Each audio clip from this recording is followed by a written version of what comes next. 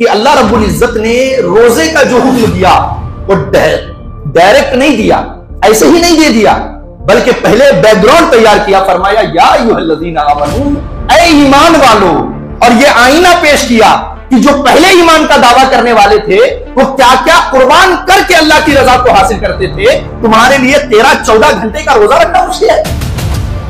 ये सोचकर इस्तीफा दे दिया, अपने पीरो मुर्शिद की बारगाह में गए, अपने तौबा का वाकया सुनाया। तवज्जो से सुनने की बात है। जब तौबा का वाकया सुनाया कि ऐसा ऐसा हुआ, मेरे दिल में ख्याल पैदा हुआ तो मैंने ऐसा किया, तो शेख भी तरबियत करने के लिए होते हैं। उन्होंने कहा इसमें तुम्हारा कमाल नहीं है, उस कुर्सियों पे बैठे हुए अभी दर्जन भर गवर्नर और थे, उनके दिल में यह ख्याल पैदा नहीं हुआ। तेरे दिल में ख्याल इसलिए पैदा हुआ कि अल्लाह ने तेरे दिल में डाला है और तेरी तौबा को अल्लाह ने कबूल किया है, और अल्लाह ने कबूल किया है कि तू उसका बन जाए। जब तक अल्लाह नहीं चाहता कि कोई उसका बन जाए, किसी की यह मजाल नहीं है कि कोई अल्लाह का बन जाए। आई हो तो वीडियो को लाइक करें, शेयर करें, और अगर हमारे चैनल पर नए आए हो तो चैनल को जरूर सब्सक्राइब करके बेल आइकन को भी जरूर दबाएं ताकि हमारी नई आने वाली वीडियो आप तक जरूर पहुंचे। आज के इस जुमअतुल मुबारक में हमारे खिताब का उन्वान और मौजू ईमान और रोजे का हुक्म, ईमान और रोजे का हुक्म।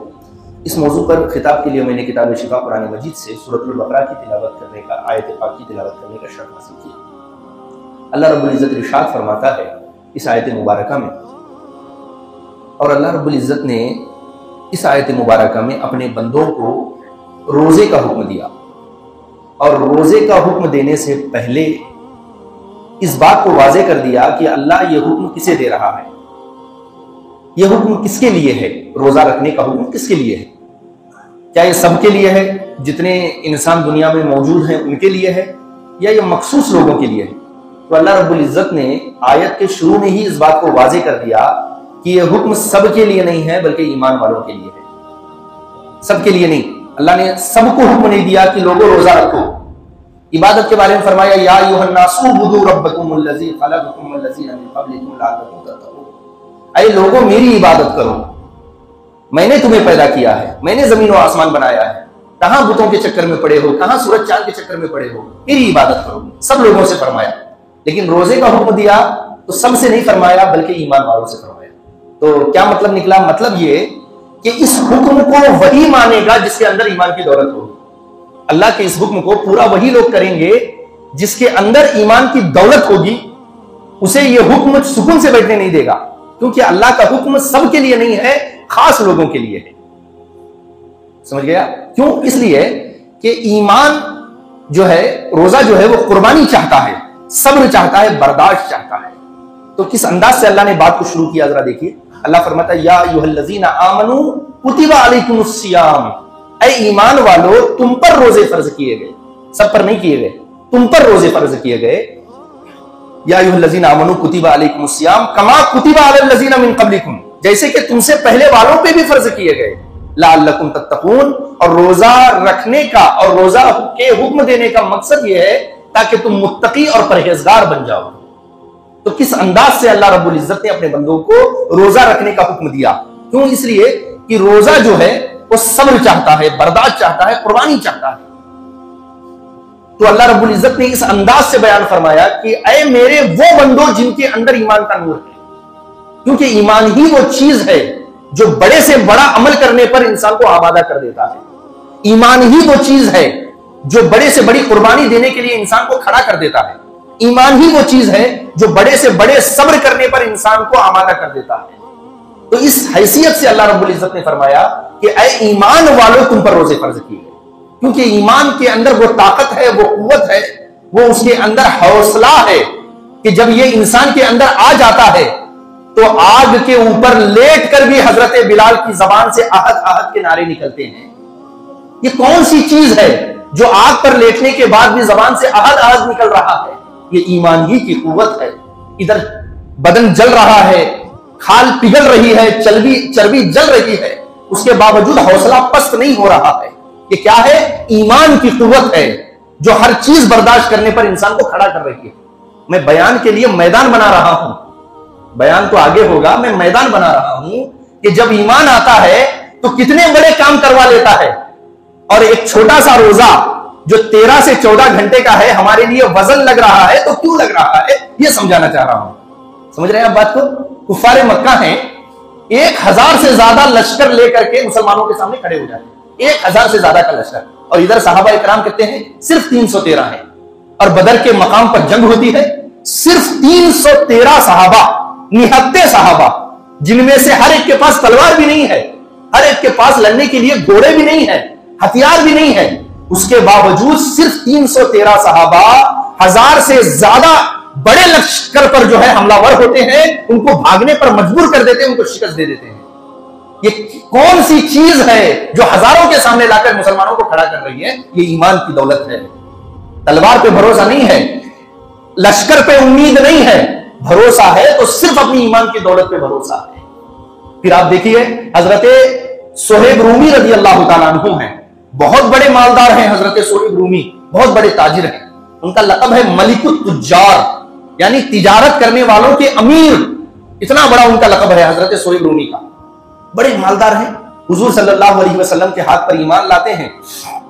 ईमान लाने के कुछ वक्त के बाद हुजूर सल्लल्लाहु अलैहि वसल्लम मक्का से हिजरत करके मदीना आ जाते हैं।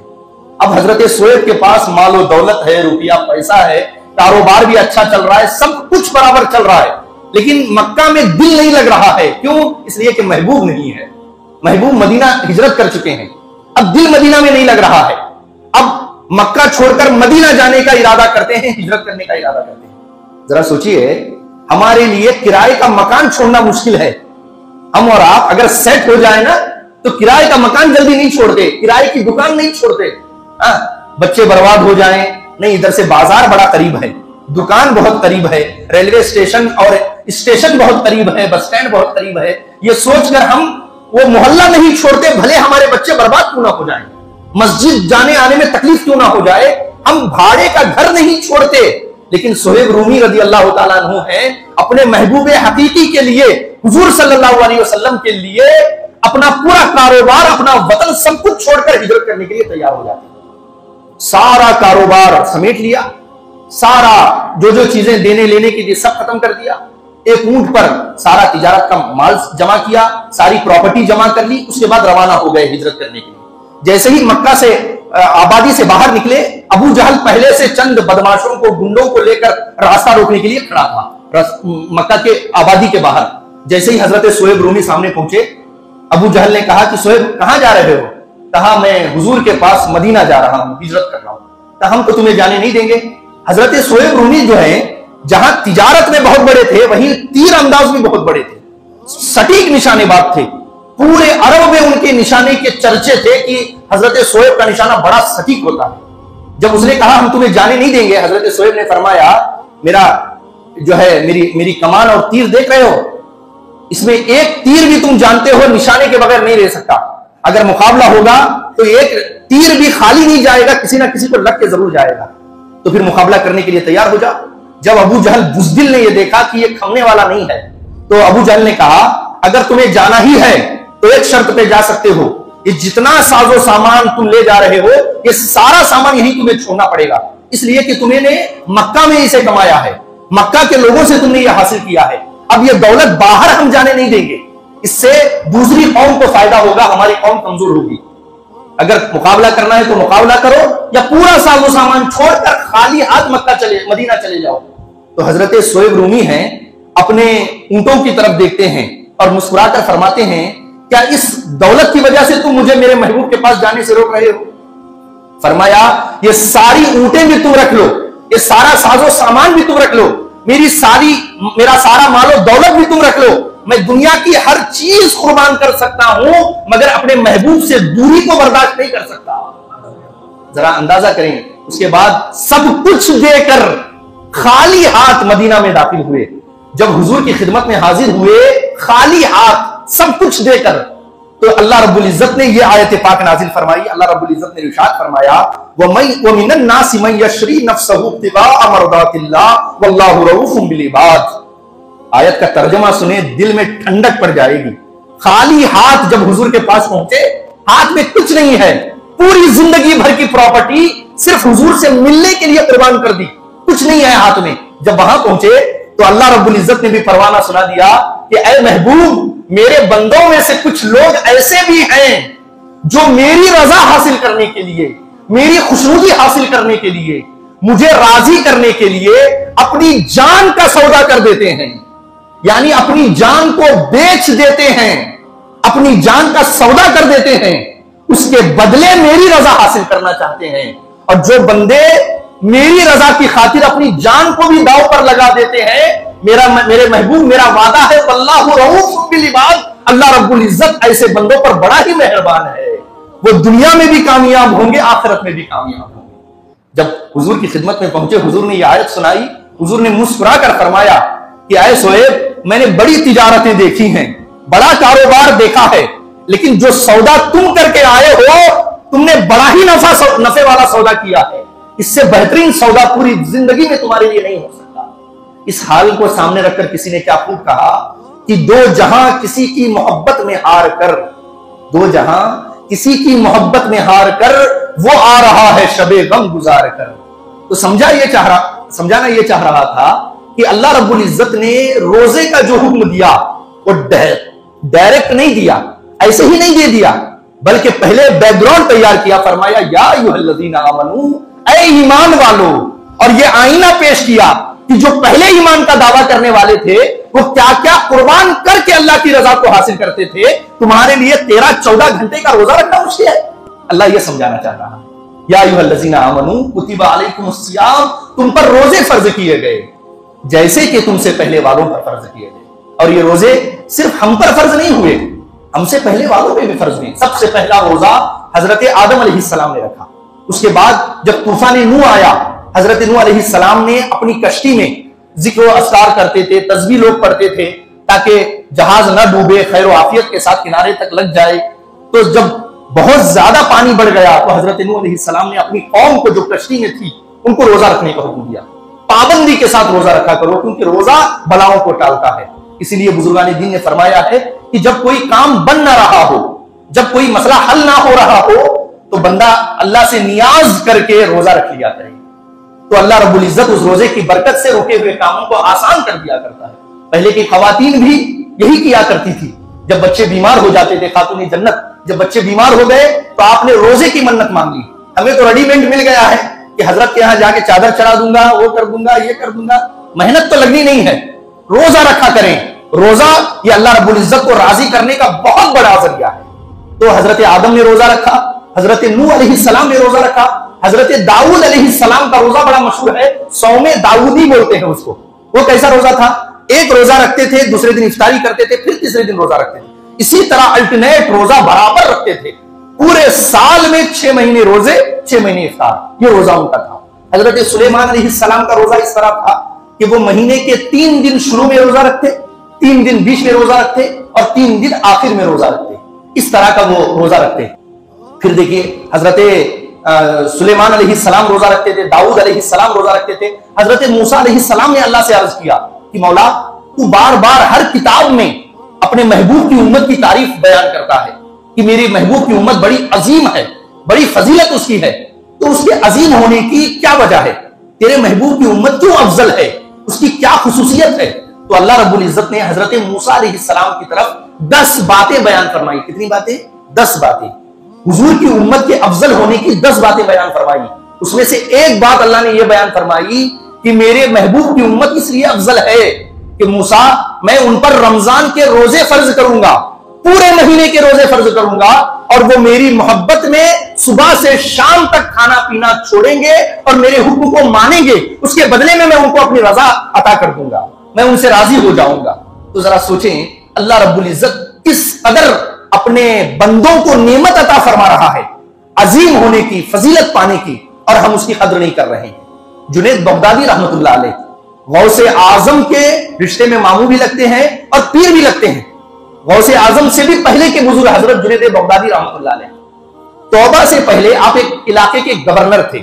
बादशाह ने अपने इलाके के सारे गवर्नरों को अपने दरबार में जमा कर लिया, बुलाया। सारे गवर्नर जमा हो गए, जुनैद बगदादी भी उसमें चले गए। जब सारे जमा हो गए तो बादशाह ने गवर्नरों को तोहफा देने के लिए बड़ा कीमती लिबास उनकी खिदमत में पेश किया। बादशाह ने, ये लिबास बादशाह पहना करते हैं, किसी आम अमीर शख्स के बस की बात नहीं है ये लिबास पहनना। लिहाजा ये कपड़ा है, अपने अपने नाप का आप लोग सिलवा लें, और जब कभी मेरी महफिल में, मेरे दरबार में आना हो तो इसी लिबास को एक यूनिफॉर्म की तरह पहनकर सब लोग आए। ये देकर पेश किया, सारे लोगों ने लिया, अपनी कुर्सी पे बैठ गए। कुछ देर बाद क्या हुआ, एक गवर्नर को छींक आ गई। उसके पास कोई कपड़ा नहीं था, जब वो छींका तो उसने अपनी नाक उसी कपड़े से साफ कर ली। बादशाह की नजर पड़ गई कि इसने मेरे दिए हुए तोहफे से अपनी नाक साफ की। फौरन बुला लिया, खड़ा कर लिया, कहा तुमने नाक मेरे दिए हुए कपड़े से साफ किया? कहा जी हुजूर, मेरे पास कपड़ा नहीं था इसलिए मैंने साफ कर ली। बादशाह को बड़ा जलाल आया कि मैंने इतनी बड़ी नेमत दी है जो बड़े बड़े बादशाहों को भी मयस्सर नहीं होती है, और तुम इतना ज्यादा नेमत के नाकदरे हो, मेरी नेमत की इतनी तौहीन करते हो कि नाक साफ करते हो। लिहाजा वो कपड़ा भी वापस ले लिया और उसे गवर्नरी के पोस्ट से बर्खास्त कर दिया, निकाल दिया। तो जब निकाल दिया तो हजरत जुनैद बगदादी वहीं बैठे थे, बगल में जो है कागज था, वहीं कलम और दवात थी। आपने फौरन अपना इस्तीफा नामा लिखा और ले जाकर बादशाह की खिदमत में पेश कर दिया। बादशाह ने पढ़ा, कहा कि आप क्यों इस्तीफा दे रहे हैं? आप तो हमारी हुकूमत के बड़े जिम्मेदार गवर्नर हैं, मैंने तो उसे निकाला है, आप क्यों अपना इस्तीफा दे रहे हैं? तो हजरत जुनैद बगदादी ने फरमाया कि मैंने देखा कि जब तुम्हारी नेमत की कदर कोई नहीं कर रहा तो तुम उसे नौकरी से निकाल रहे हो, तो अल्लाह रब्बुल इज्जत ने यह पूरा वजूद हमें दिया है, अगर हम उसकी फरमाबरदारी में इस जिस्म को न लगाएं तो अल्लाह रब्बुल इज्जत हमारा क्या हाल करेगा, यह सोच करके मैं इस्तीफा दे रहा हूं। आज के बाद मैं अल्लाह की इबादत और उसकी रियाजत और उसकी बंदगी में लग जाऊंगा। यह सोचकर इस्तीफा दे दिया। अपने पीरो मुर्शिद की बारगाह में गए, अपने तौबा का वाकया सुनाया। तवज्जो से सुनने की बात है, जब तौबा का वाकया सुनाया कि ऐसा ऐसा हुआ, मेरे दिल में ख्याल पैदा हुआ तो मैंने ऐसा किया, तो शेख भी तरबियत करने के लिए होते हैं। उन्होंने कहा इसमें तुम्हारा कमाल नहीं है, उस कुर्सियों पे बैठे हुए अभी दर्जन भर गवर्नर और थे, उनके दिल में यह ख्याल पैदा नहीं हुआ। तेरे दिल में ख्याल इसलिए पैदा हुआ कि अल्लाह ने तेरे दिल में डाला है और तेरी तौबा को अल्लाह ने कबूल किया है, और अल्लाह ने कबूल किया है कि तू उसका बन जाए। जब तक अल्लाह नहीं चाहता कि कोई उसका बन जाए, किसी की यह मजाल नहीं है कि कोई अल्लाह का बन जाए। पहले अल्लाह अपना किसी को बनाता है, तब जाकर बंदा अल्लाह का बनता है।